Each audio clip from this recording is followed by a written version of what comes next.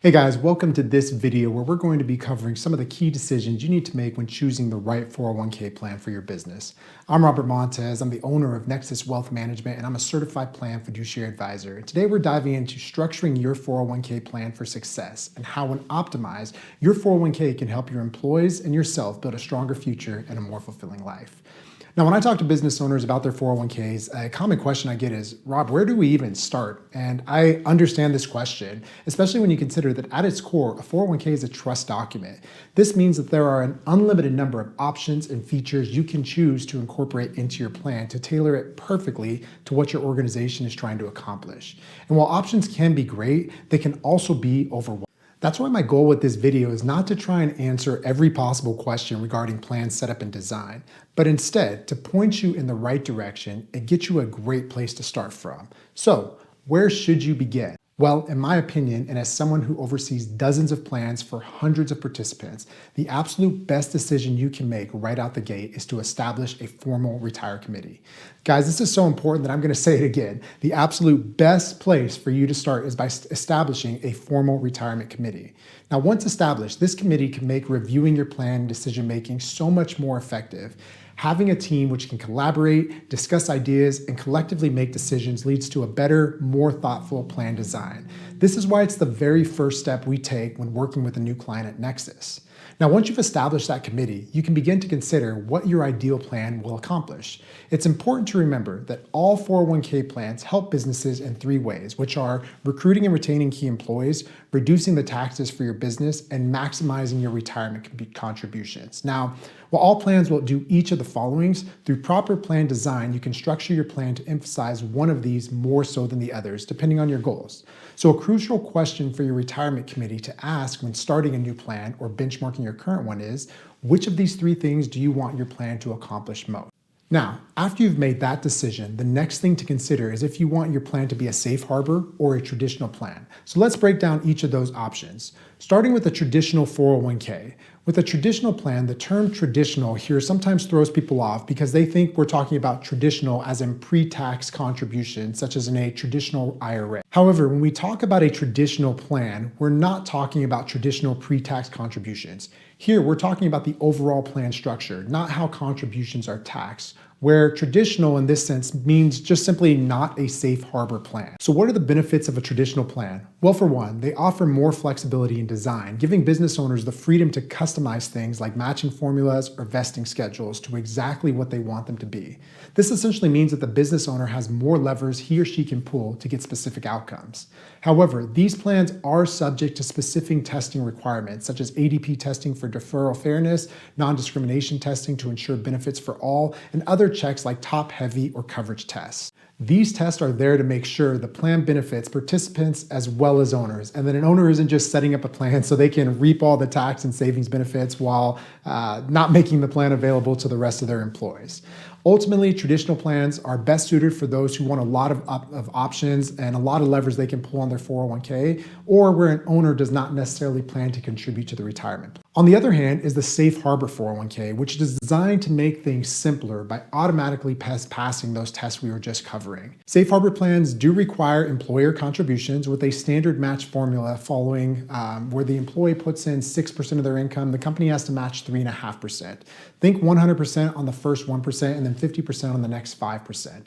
This reduces administration headaches and is great for small businesses or those with higher paid owners. These plans are the go-to for small businesses where the owner wants to contribute to the plan as well, because it is often very hard for a traditional plan to pass all testing if the owner is also making contributions to the 401k. For solo entrepreneurs or owner-only setups, there's also the individual or solo 401k. Now, these plans let you max out contributions as much as $70,000 per individual in 2025. So if you're a husband and a wife couple who both work for your organization, you could potentially get up to $140,000 into these plans. There's also catch-up contributions on all of these if you're over the age of 50. But going back to the solo plan, these are perfect for higher earning self-employed individuals who have the ability to save a decent amount on an ongoing basis, but want higher contributions than what they could find in an IRA, such as a simple IRA or a traditional IRA. Once you decide if you want to go with a traditional plan, a safe harbor plan, or maybe just a solo plan, you'll also have to start thinking about what you want to do as far as contributions, meaning do you want to offer both pre-tax and Roth contributions? Now, as a refresher, pre-tax typically favors higher earning individuals by lowering their current taxes this year, where Roth is often better suited for Main Street America clients because they offer tax-free growth and withdrawals in retirement. You'll also be able to tailor vesting schedules for loyalty. You can add loan or hardship withdrawal options for life's unexpected moments. You get to choose on eligibility rules for who gets to participate in the plan or not. And you can add a discretionary profit share. So there's a lot of different things that you can pull as far as levers. Now, as far as final considerations, you'll want to consider your company's size. Smaller teams are probably going to want to lead more towards a solo or safe harbor plan for ease, whereas larger organizations probably can handle a traditional plan with more customization. But it's important to think about things like your employee demographics. Think of age and income levels. Younger teams are probably going to love the Roth option for the tax-free growth, whereas higher earners may love the fact that they can get immediate tax savings and high contribution limits through their traditional, pre-tax 401k. Budget is key too. You'll want to factor in contribution costs, setup fees, and ongoing administration fees. For example, a safe harbor is going to have required matches, but it saves money on testing expenses long-term, freeing up resources for business growth or maybe more family time. Ideally, you want to nail the plan design from the start so you don't have to dial benefits back in the future because that can definitely be a morale killer. Last of all, we can't forget about compliance as it's crucial for peace of mind. You want to make sure that you're working with an advisory team that is overseeing all vendors. So you're going to have things such as a record keeper, you might have a TPA, you're going to have your investment management team. There's a lot of moving parts. So you're going to want to make sure your advisory team is quarterbacking that and able to handle everything and keep it all in good order so you're not getting an unexpected call from the DOL because your plan is out of compliance. Guys, there are so many additional things we could cover, and while I'm sure I didn't answer everything, hopefully this brief video got you pointed in the right direction. If you are looking for an advisory team that specializes in employer-sponsored plans, shameless plug, I would love to recommend my firm, Nexus Wealth Management. At Nexus Wealth Management, every single one of our advisors goes through additional training to make sure that they are experts when it comes to employer-sponsored plans. We have a straightforward process that is step-by-step that starts by addressing your business goals, vision, and team dynamics. We then compare different options side by side and highlight pros and cons such as tax savings or employee retention boosts.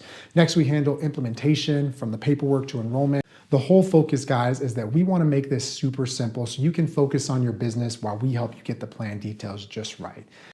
To conclude, as someone who's also juggling work, family, and just life in general, here's what I would say are your key takeaways. First and most importantly, start with that retirement committee and find a partner who's an expert that has a team to make this empowering and stress-free. That retirement committee cannot be overstated though, guys, so important. Second, clarify what you want your plan to accomplish, whether it's recruiting top talent, cutting your tax bill, or maximizing your contributions. That should really be guiding your choice on your plan design. Third, understand the main types of plan. We have traditional for flexibility with testing or a safe harbor for simplicity, automatic compliance. And fourth, customize your trust documents according to what you want to see happen with your plan. Guys, thank you so much for watching. If this video helped you, please leave a like, maybe a comment. If you're interested in content like this, consider subscribing because these are the types of videos we post. If there's any way we can help you, all my contact info is listed below. Sincerely appreciate you and wish you all the best. Thank you so much.